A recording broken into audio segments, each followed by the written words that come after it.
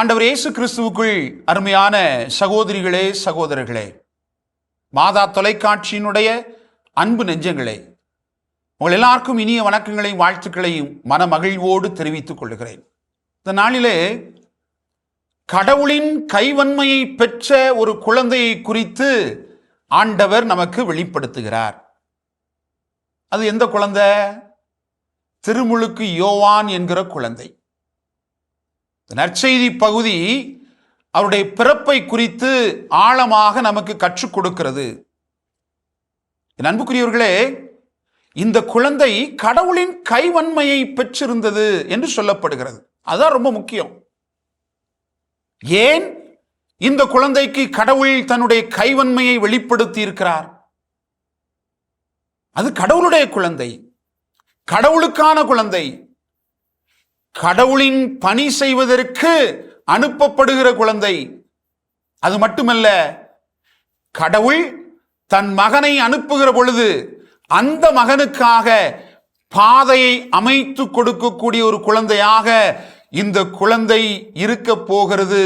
அதுதான் கடவுளின் கைவன்மையை பெற்ற குழந்தை என்று சொல்லி திருமுழுக்கு யோவானின் பிறப்பை குறித்து இன்றைக்கு நாம் பார்க்கிறோம். என் அன்புக்குரியவர்களே, கடவுள் எப்படியெல்லாமோ தன்னுடைய திருவுளத்தை இந்த சமூகத்தில் வெளிப்படுத்துவதை பார்க்கிறோம். ஒரு அசாதாரண சூழல்ல இந்த குழந்தையை கடவுள் உருவாக்குகிறார். இந்த குழந்தைக்கு யோவான் என்று பெயரிடப்படுகிறது. அந்த குடும்பத்தில் அது வரைக்கும் அந்த பெயர் யாருக்குமே வைக்கப்படவில்லை. இந்த குழந்தையினுடைய தொடக்க முதல் கடவுளுடைய கை வேலைப்பாடு செயல்படுவதை நாம பார்க்கிறோம். இவருடைய தாய் எலிசபெத் அம்மாள் கருவுற்றிருக்கிறார். அவருக்கு 6ஆம் மாதம். அன்னை மரியாள் அவரை சென்று சந்திக்கிறார். அவரும் கடவுளின் மகன் இயேசுவை தன்னுடைய கருவிலே சுமந்திருக்கிறார். மலை நாடுகளுக்கு நடந்து சென்று இந்த தாய்க்கு உதவி செய்ய வேண்டும் என்று சொல்லி அவர் செல்லுகிறார். செல்லுகிற பொழுதே எலிசபெத் அம்மாள் தூய ஆவியானவரால் நிரப்பப்பட்டு அவருடைய வார்த்தையை அங்கே வெளிப்படுத்துகிறார். என் ஆண்டவரின் தாய் என்னை வந்து பார்ப்பதற்கு நான் என்ன பாக்கியம் பெற்றேன். அது மட்டுமல்ல, என் அன்புக்குரிய சகோதரிகளே, சகோதரிகளே, அன்னை மரியாளை சந்தித்த மாத்திரத்திலேயே அங்கே எலிசபெத் அம்மாளின் வயிற்றில் இருந்த கடவுளின் கைவன்மையை பெற்றிருந்த இந்த குழந்தை, திருமுழுக்கு யோவான் என்கிற குழந்தை, அக்களிப்பால் துள்ளியது. ஆண்டவர் வந்துவிட்டார் என்று கருவில் இருந்தே தன்னுடைய நற்செய்தி அறிவிப்பு பணியை, ஆண்டவரை குறித்து அறிவிக்கிற பணியை அந்த குழந்தை கருவாக இருந்த பொழுதே 6ஆம் மாதத்திலேயே தன்னுடைய மகிழ்ச்சியை வெளிப்படுத்தி நற்செய்தியாக அவர் வெளிப்படுத்தியதை நாம் பார்க்கிறோம். என் அன்புக்குரியவர்களே, இந்த திருமுழுக்கு யோவான் கடவுளின் கைவன்மையை பெற்றிருந்தார். எதற்காக?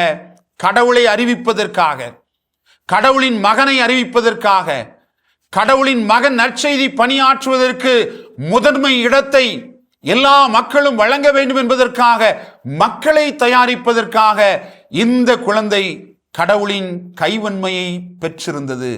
திருமுழுக்கு யோவான் கடவுளின் கைவன்மையை பெற்றிருந்த காரணத்தினாலே பாவ விடுதலை தரக்கூடிய திருமுழுக்கை எல்லா மக்களுக்கும் அவர் கொடுத்தார் என்பதுதான் வரலாறு, விவிலியம் நமக்கு சொல்லித்தரக்கூடிய பாடமாக அமைந்திருக்கிறது.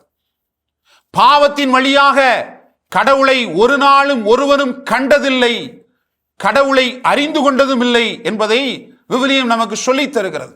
அப்போ பாவம் நிறைந்த உள்ளத்தோடு கடவுளை காண முடியாது, கடவுளை அணுக முடியாது என்கிற காரணத்தினாலேயே எல்லா மக்களும் கடவுளை கண்டுகொள்ள வேண்டும், கடவுளின் கைவன்மையை பெற்றுக்கொள்ள வேண்டும், கடவுளால் ஆசீர்வதிக்கப்பட வேண்டும் என்பதற்காக திருமுழுக்கு யோவான் பாவ விடுதலை தரக்கூடிய அந்த திருமுழுக்கை கொடுத்தார். இதுவும் கடவுளின் கைவன்மை நிறைந்த அவருடைய வேலைப்பாடு என்பதை நாம அறிந்து கொள்கிறோம். என் அன்புக்குரியவர்களே, நாம் எல்லாரும் கடவுளுடைய பிள்ளைகள். நாமும் கடவுளுடைய கைவன்மையை பெற்றிருக்கிறோம். எதற்காக? திருமுழுக்கு யோவானை போல கடவுளை அறிவிப்பதற்காக, கடவுளுடைய மகனை அறிவிப்பதற்காக, அவர் வருகிற பாதையை செப்பனிடுவதற்காக நாமும் கடவுளுடைய கைவன்மையை பெற்றிருக்கிறோம். இதை உணர்ந்திருக்கிறோமா? உணர்ந்திருந்தோம் என்று சொன்னால் திருமுழுக்கு யோவானை போல வாழ முயற்சி எடுப்போம். இதுதான் இன்றைக்கு கடவுள் நமக்கு தருகிற அழைப்பாக இருக்கிறது. இயேசுவுக்கே புகழ், இயேசுவுக்கே நன்றி. மரியே வாழ்க.